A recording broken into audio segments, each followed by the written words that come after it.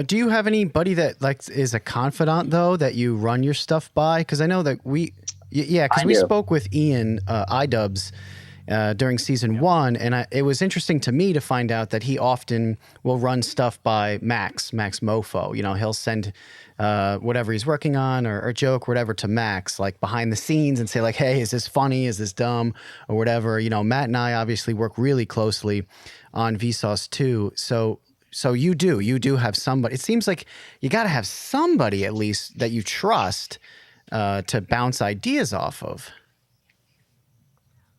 Yeah, yeah, totally. And I know I do, but it's typically I typically only do it when I'm insecure about something or the way I've said something. Like the best example I can give is the Logan Paul interview that I posted last summer.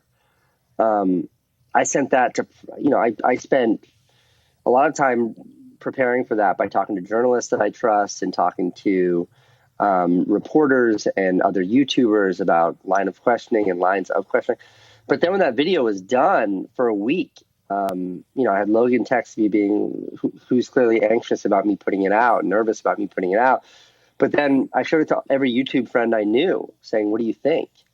And I won't name names, but people that you would imagine, people that I would imagine that I thought would just endorse it, say, yeah, get this thing out there. We're like, don't Wow. post it. Yeah. They're like, don't post it. And then they said some of the things that were my biggest insecurities. They're like, you come across as a bully. And then I had other people that I trust just as much saying you come across too Mm-hmm. soft.